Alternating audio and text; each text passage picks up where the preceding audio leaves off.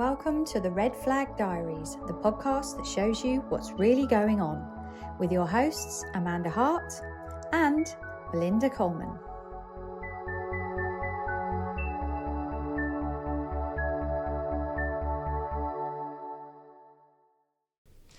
Hello, and today's episode is Why Didn't I Leave Sooner?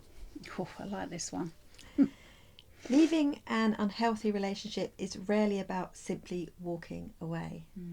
It's about overcoming fear, confusion, hope, trauma, practical barriers, and the gradual loss of confidence that can occur over time. Yeah. This episode isn't about asking why someone stayed. It's about understanding what made leaving difficult. Yeah. I think this is a good one to explore, isn't it, Belle? So we're talking about this because one of the most common questions asked when you have been in a difficult relationship, a toxic relationship, an unhealthy relationship, one of the questions you will be asked is, well, why didn't you leave sooner? Yeah. And so today we're exploring what's really beneath that question, and why is this the case, and what stops us from actually leaving something that we know deep down is not right for us. Yeah. So looking at some research here, it tells us that leaving an abusive relationship is rarely a single event. Most survivors leave more than once before they're able to leave for good. And I don't know about you, but I definitely have experienced that. And that's not because they're weak, it's because coercive control is incredibly complex and leaving is often the most dangerous time. I didn't know about that until only recently when I was coming out of a relationship. So this is really interesting, and I don't think we are aware of that. The judiciary, the police are definitely aware of this, and so is the health sector. So there is the support, and that's why it's very important for us to obviously reach out to experts and people to keep us safe. Well, and also it means that the person they're leaving is losing that control, and that's what makes them absolutely angry. Yeah, absolutely, and it's the loss of control that can take them over the edge. Yeah.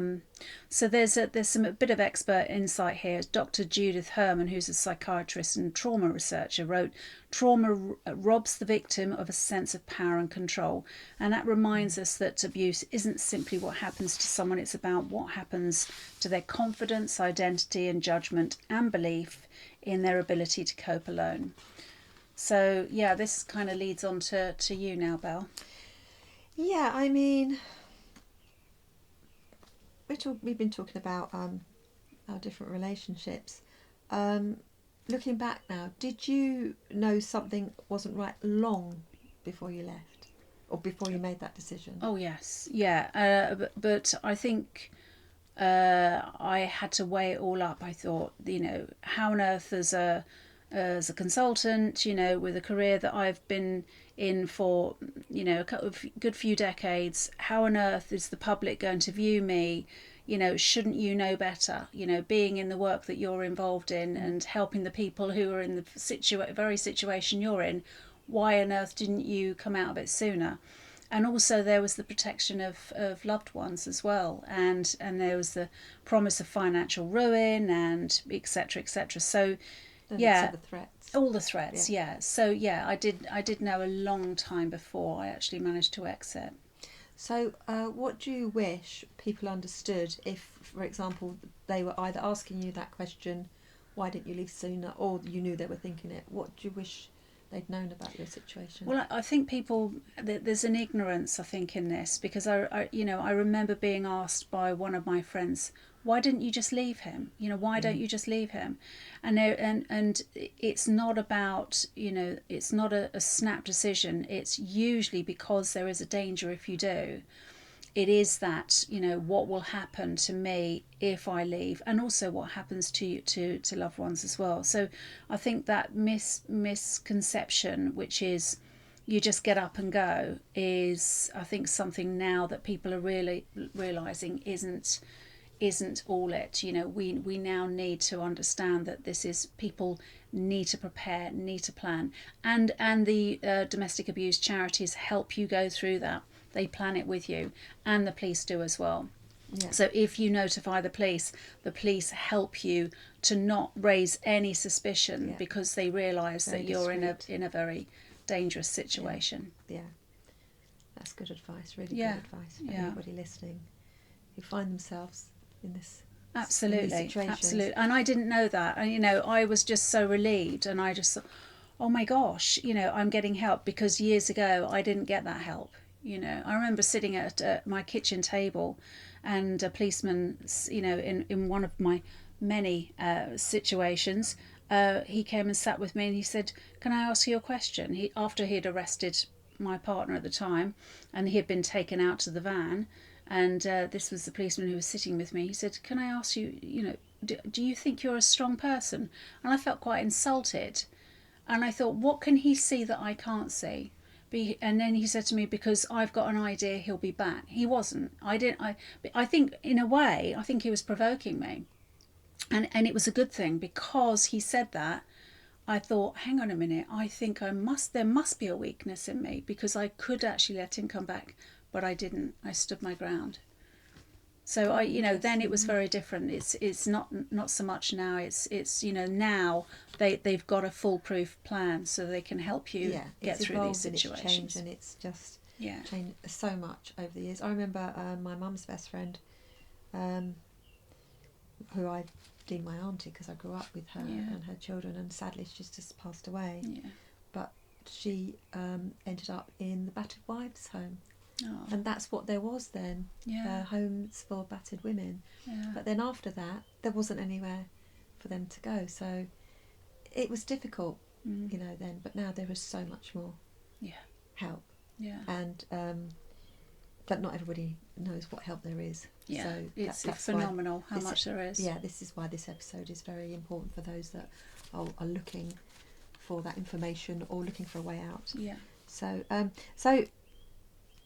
looking back now, what do you think was really keeping you there? I think that some of it was hope that perhaps I got it wrong, perhaps he would change. You know, especially because, you know, your lives are complex. You know, you've got the financial ties, you've got the work situation, you've got relationships. You know, I did love his family. You know, I did have genuine connection there, and you know, all our interests, friends, etc. It was all sort of interwoven, intermeshed, and it's very difficult when you just suddenly have to extract yourself from that life, because you lose a lot of that. And one thing I didn't want to lose was that family connection, because I came from a very big family and lost all my family because of the decisions I had to make to move away from them, to protect myself. And being married meant that I had a ready-made family, and I enjoyed that. I enjoyed being married, and I enjoyed being, you know, part of a family again. So I think that was probably one of the things that I found the most difficult. Yeah, I can see. Yeah. I can see that. Was leaving one decision, or lots of small decisions over time? I think it became lots of little decisions that I almost went to the edge and thought, oh, but I can't do it. You know what it's like when you just got to sort of make that decision, but you're just not quite ready. And then there's a deciding factor, something. And for me, it was a thing that happened, and it was decided for me, and it was a relief, because it had to be planned over a course of 2 years. Yeah, when I left my abusive, an ex-partner, not my ex-husband, but I had planned it over the course of time. Yeah. To avoid any suspicion, I had to keep up the facade because of that one reason we talked about earlier. Yeah. The fear of what may happen if you find repercussions. Out. Yeah, of course. Yeah. Can you remember the first moment you realised, I can't keep living like this? Yeah, I think that was definitely. I think I've mentioned it in an earlier episode, and that was on the day before my birthday, in 2022. and I'd only just got married, and I realised I was so dreadfully unhappy. And funny enough, I had just seen the film Eat, Pray, Love, and it was literally like that moment where she's crying, and I was sitting there praying at 3:30 in the morning in my spare bedroom, which had become my second home, really, realising that I'd made the most devastating mistake, because I thought that the marriage would finally change the behaviour. And it was, that was the point where I decided this has got to change. I've got to leave. So,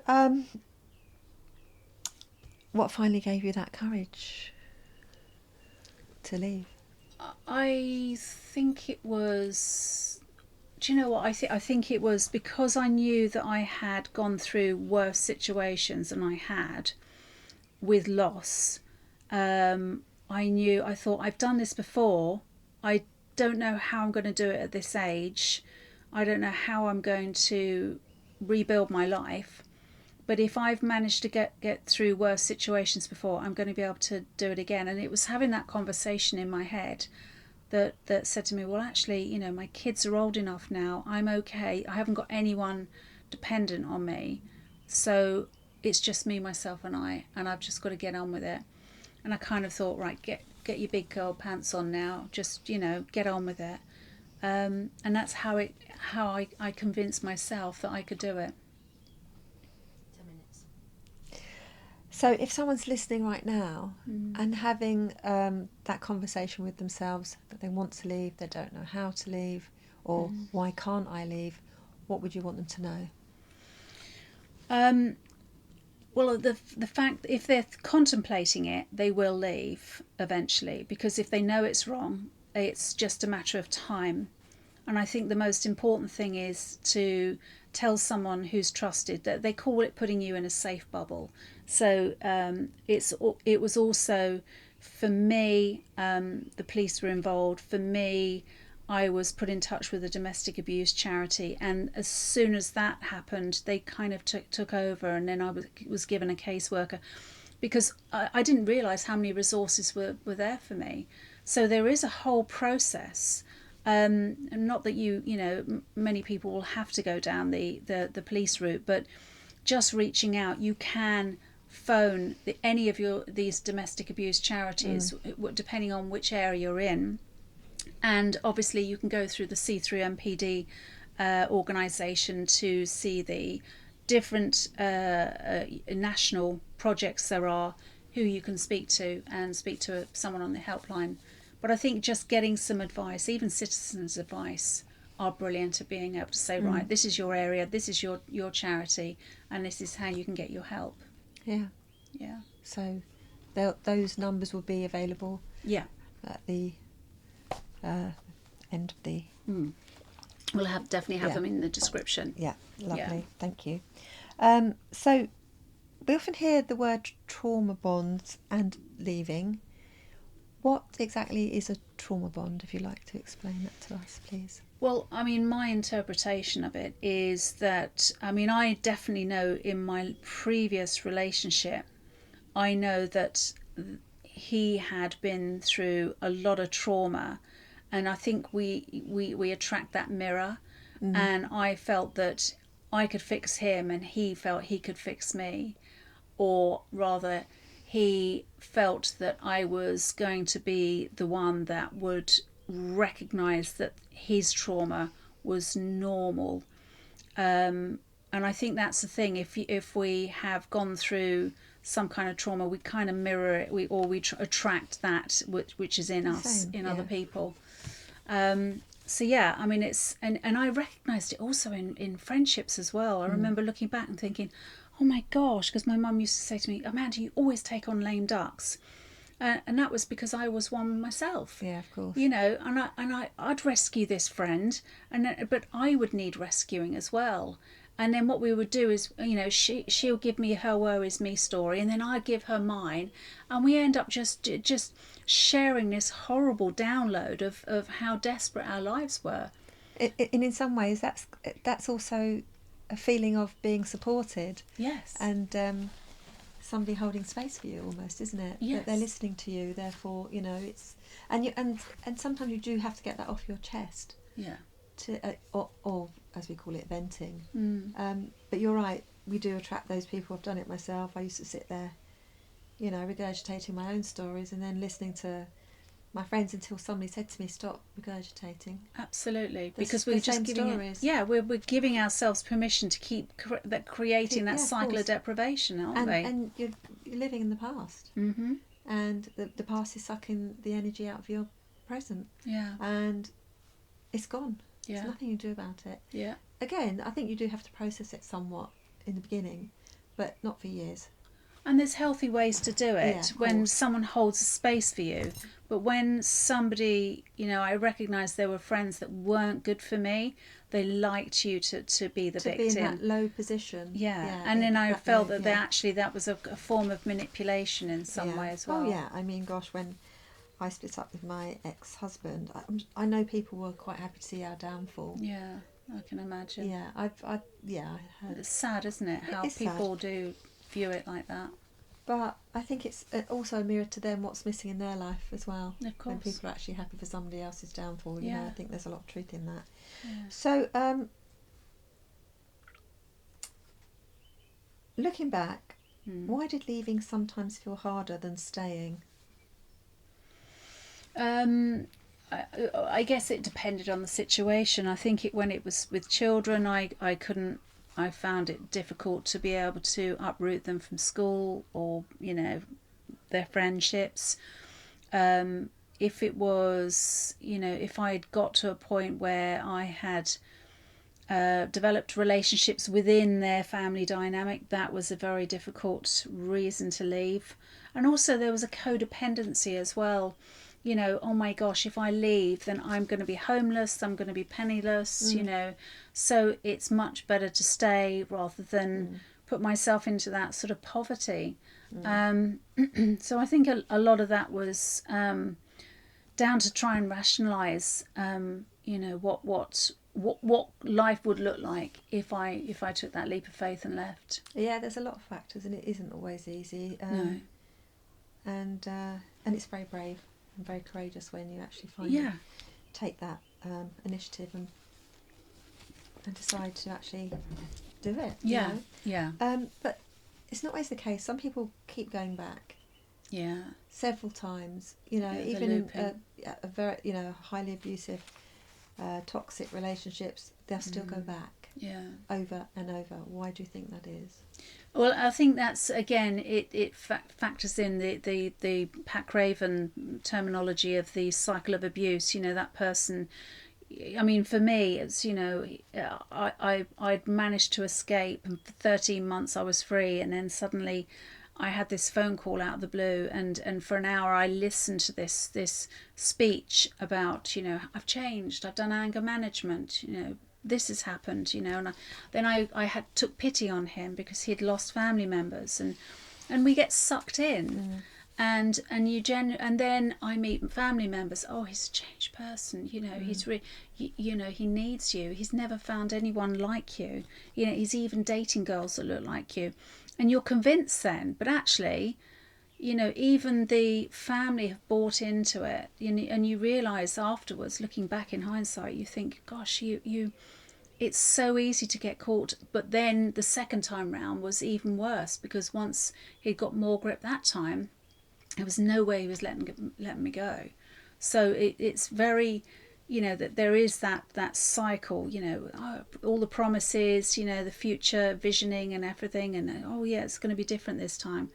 And so of course we think, oh yeah, that will make up for all that bad stuff. And of course we don't want to be in that pain. No, of course not. And it's, you know, it's hard. Yeah. It's hard to make those decisions. Yeah.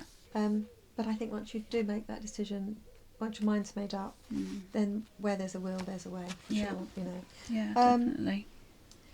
So, how did your self-worth influence what you accepted and what you believed you deserved?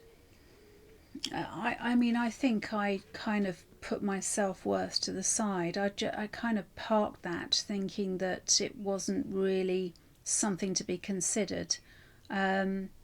I invested effort. You know, I justified that I was giving myself enough to keep myself going through this situation, saying, well, it's just, you know, it's just I had a very troubled childhood, and because it was so extreme, no wonder someone like me is going to have this. I've got to deal with it. You know, you just got to get on with it.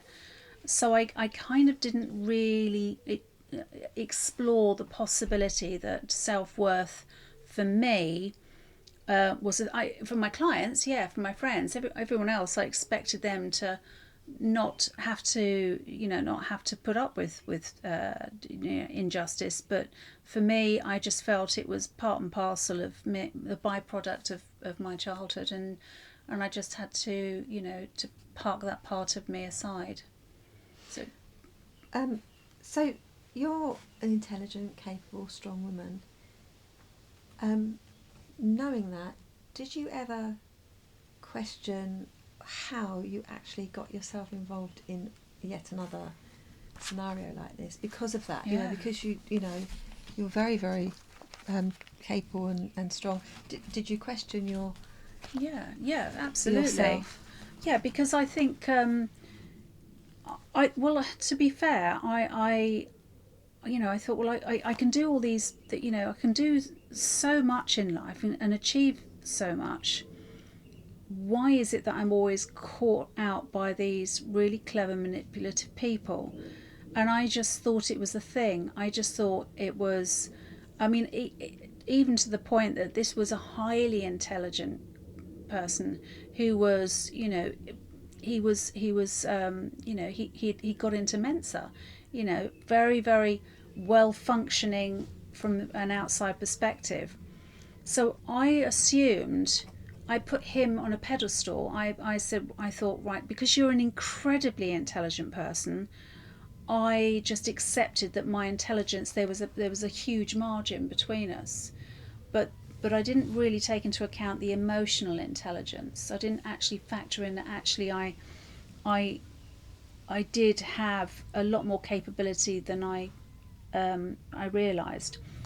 And I think during that relationship, I did a lot of catching up with realising my self-worth, and that I was more capable than I realised. And I think I used part of that time in that relationship to start exploring and thinking, actually, I am capable of doing that. And look what I created there. And that's when I started dawning me, hang on a minute, I'm not that stupid after all.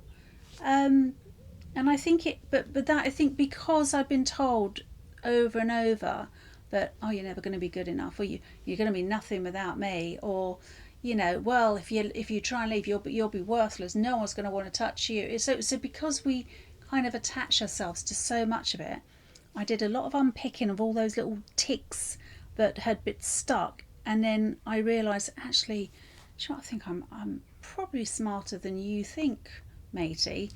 And I just thought, I'm going to try the softly, you know, I'm just going to keep being my true loving self, and this will work out. And there were moments when I really questioned it, because I thought, he's an incredibly clever man.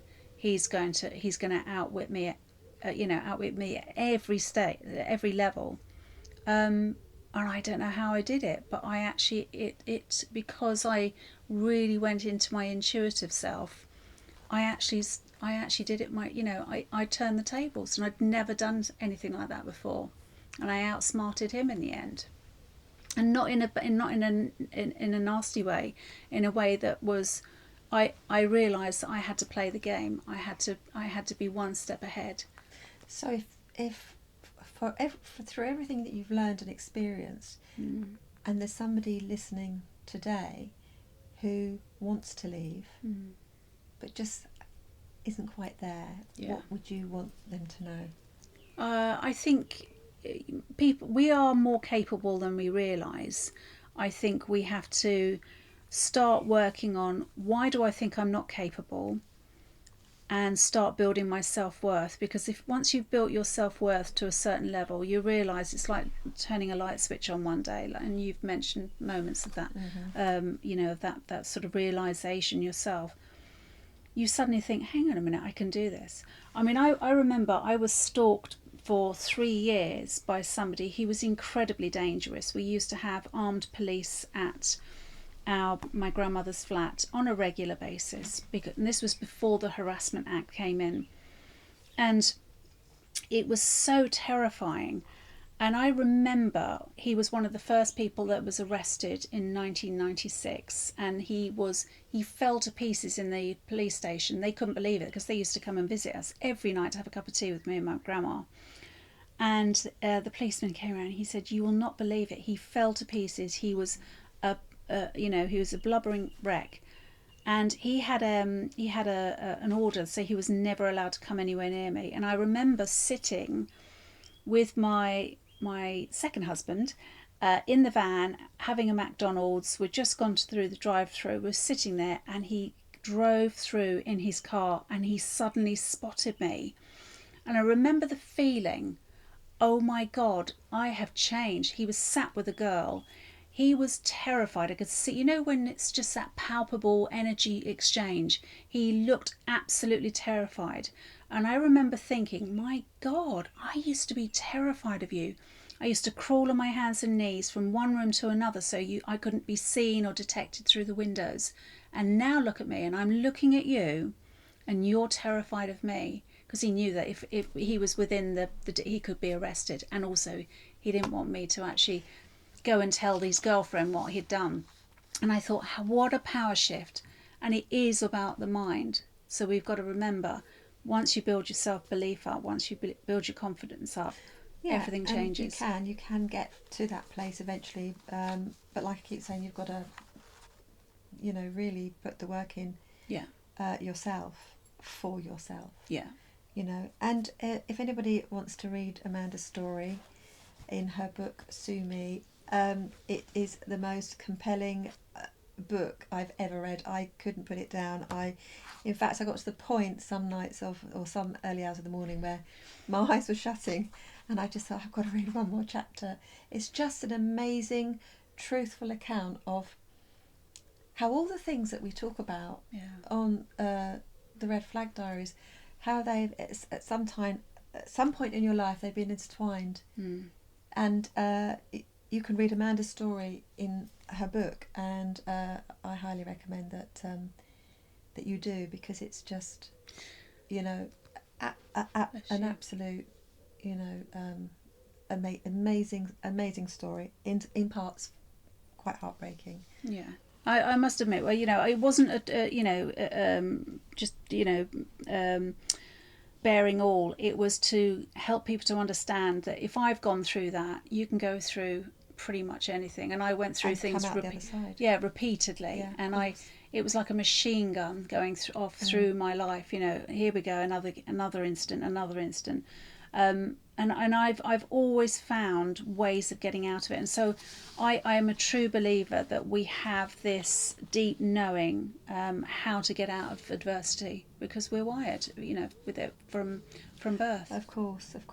And it's true to say that Amanda and I have both been through some traumatic experiences, yet we have come through the other side. And that's the important thing here, to know that everything is get-overable, if that's the word. And when you've got the help, the support, and you know how, and you have the awareness about what's happening to you, then there are ways through this. And I think that's a really important message. Don't give up hope, and don't give up on yourself, and trust that if you believe in something, then if you take the right action steps, however small they are, anything is possible, and you don't have to have all the answers figured out. I definitely, I know you didn't either. We definitely didn't have it all figured out, but what we did do was we started looking at our own self-worth, doing the inner work, and taking baby steps. And that's absolutely. Often all it takes. Just keep putting one foot in front of the other. As I know some people, people that we meet, that we actually, some of our clients, they've been pretty tricky situations, and in sometimes they're not in a great place, but you have to start somewhere. You have to make that decision. If nothing changes, nothing changes. That's true. You know, That's so true. So, Belle, I want to ask this question. So, if you could change one thing about the way society talks about abuse and unhealthy relationships, what would it be, do you think? if I could change one thing, I think there's so much out there, and some of it's misleading.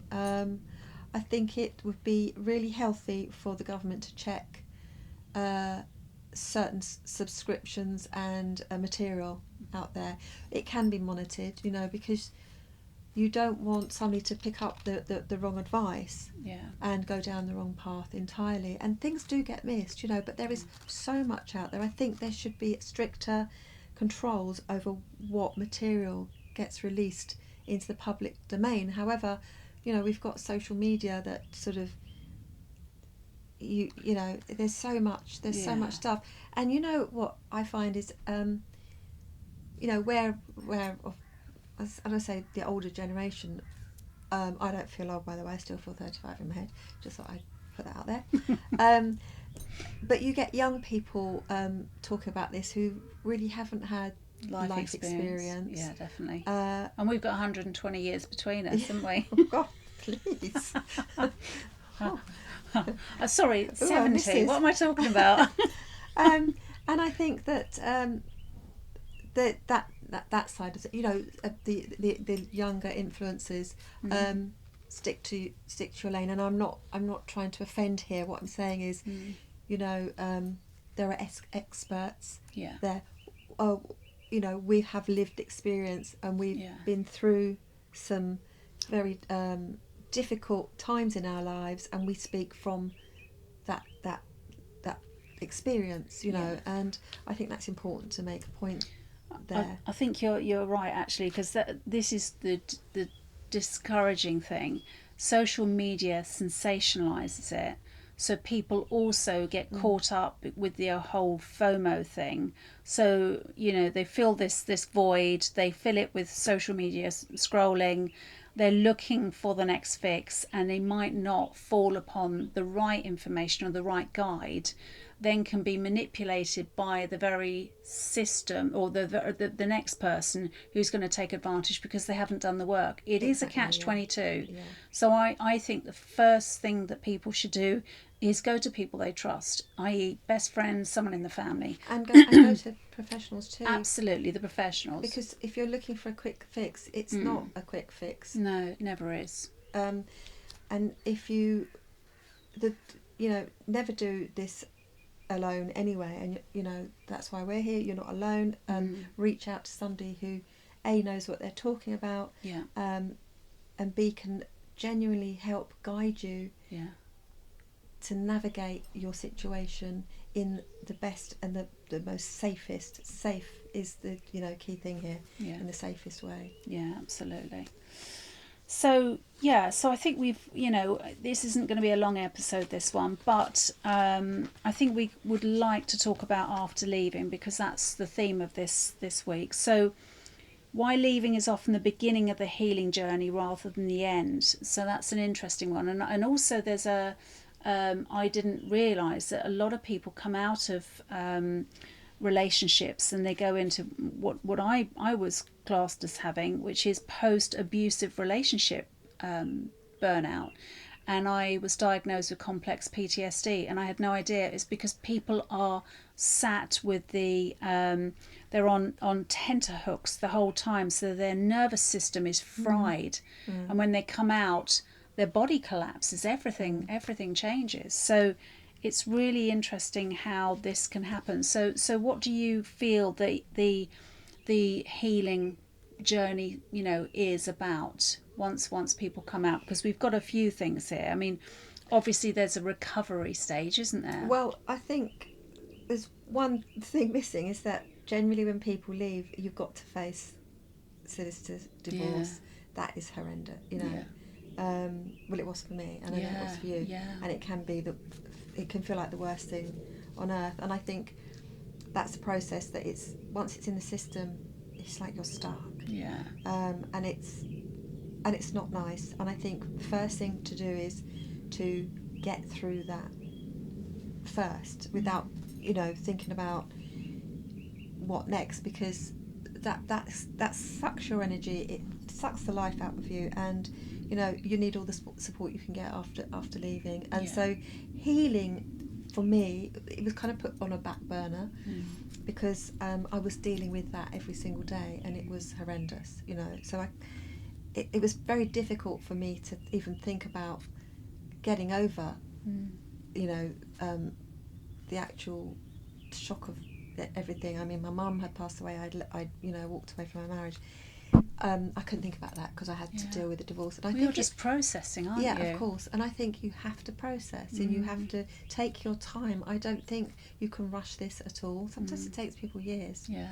I think that's important to remember. It's normal to feel those emotions of, sadly to say this, hopelessness and everything. It's that sort of think positive advice and all that. It's very difficult to I think you have to heal by the process of going through.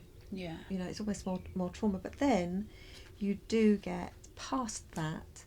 And that's when I think you recover. It's like you recover from all that, and it's almost like a recovery process. And then as each day goes on, you will wake up one day and you will think to yourself, thank goodness this is over, and now is time for me to get myself back on track. I've got to do something about this because I don't want to be waking up with this anxiety. And again, we have a choice. We can set our intention to let life happen to us, or we can take life by the horns, and we can do something about it and make that choice and make the decision. And also, I'm willing to change. Do you think there's an element of grief that goes through? You go through. I think I was grieving the loss of my marriage and my mum and my home and my relationship long before I left. Actually, that's sad, isn't it? But when my mum passed away, I think that I left because it was a way to fill that void. So if I cause a distraction by leaving my marriage here, I didn't have to deal with the loss of my mum over there. So I think you have to allow yourself to go through the process, however it takes you, and don't beat yourself up. Because in these situations there's no rush to sort of all of a sudden have it all worked out and have it all together and having all your ducks in a row. It doesn't really pan out like that. It takes time. And I think also part of that is rebuilding confidence, isn't it? And that takes a lot of time. It's I don't think it all sort of comes in one after the other. I think it just all starts to take shape and form. I mean, I still have moments where I just have a pang and think, gosh, I miss doing that, or I miss that. And then it's fleeting now, whereas it used to be. Because a lot of people do say that they, I still miss that relationship. Well, yes, and that's okay to miss a relationship and miss that person. It's okay, but there's missing someone and going back into that. That's different. But that's like almost you can't let that cloud what really happened. No. That's the thing with that. But I think more importantly, when you are in a better place, it's about getting back to who you really are. Because over the course of time, especially in relationships that are toxic or unhealthy, you completely lose your way. You lose yourself. You lose your sense of identity, as well as your confidence. And it's about reclaiming the person you truly are, and that's the process that I went through of getting back to the person that was me. That I just didn't know anymore. That's interesting, isn't it? Because you don't think you'll ever get back to that person, but you do. You do, yes, of course. And that's the rediscovering yourself, isn't it? Yes, of course, yeah. So what do you wish you'd known when leaving? Because I think that's the people think that it's going to be dreadful, it's going to be, you're going to end up in a really bad situation, or life is going to be devastating, you'll never rebuild your life. What do you wish you'd known that could have helped you more, or do you think? I wish I'd known how wrong I could be. I never thought that I always thought that I would have a friendship with my ex-husband. I thought that we would co-parent, you know. I thought that he would support me, you know, continue to support me. And when that didn't happen, it was it's not something that I wanted, but it's something that I got. And if I'd known that that was going to happen, it may have changed things at the time about how I went about things. Yeah. When I look back at my decisions, because I was the one leaving, I actually felt, you know, okay, because I was the one making the decision. Yeah. And I thought he would always be there. And when that, as I say, when that didn't happen, that was like a double whammy. That did hurt, because all of a sudden I can't talk about the children when they were babies, when they were toddlers, when they were, you know, I can't have those conversations. My mum's passed, my dad's, you know, has dementia, and I can't have those discussions. So that was, you know. And that in itself is another grieving process, isn't it? Because you can't share those kindred memories. No, of course not. And it's not. I didn't want it that way. But I would have still liked to have had that support, emotional, course, and being able to talk about some of the issues I had with the children. But I didn't have that. And if I'd known that at the time, maybe there was something legally I could have done about that. I don't know now, but if I'd known, maybe there was something I could have done about that. Yeah. You know, so that's what I wish I'd known. Yeah, I mean, it's, you know, there is the last reflection question we've got, you know, have I been waiting for someone else to change while abandoning my own needs? I think that's something that we could leave the viewers and the listeners with, because I think we've both asked ourselves that quite a few times, haven't we? Yes, of course. Yeah. But closing thought here is, people leave when they're ready, when they feel safe enough, and when they believe they deserve better. Yeah, that's lovely. Sometimes that takes longer than anyone on the outside can see. So, yeah, don't worry about what other people are thinking or saying. No. It's all based on the individual, and hopefully they take an opportunity to really think about their life going forward, because some people stay in relationships that never serve them, or aren't serving them or their needs, that are toxic, are unhealthy for their whole lives, and you only get this one. You only get one life, don't you? Absolutely. So, you know, and everybody deserves, yeah, you know, love, happiness, and a wonderful partnership. Yeah, definitely. Well, thank you for today, Belle. So if today's conversation, bless you, if today's conversation has resonated with you, we'd love you to become part of the Red Flag Diaries community. You can subscribe to our YouTube channel so you don't miss future episodes. And if you know someone who might need to hear this conversation, please like, comment and share it with them. If there's a question you'd like to answer, a story you'd like to share, or a conversation you think more people need to hear, we'd love to hear from you. Just use the link on the description to get in touch, and with your permission we may feature your question or story in a future episode. And of course, if you'd rather remain anonymous, that's absolutely fine, as we'll always respect your privacy. So finally, if anything we've been talking about today has raised concerns about your situation, please don't struggle alone. We've included links to support organisations and helplines in the episode description. And until next time, please keep trusting.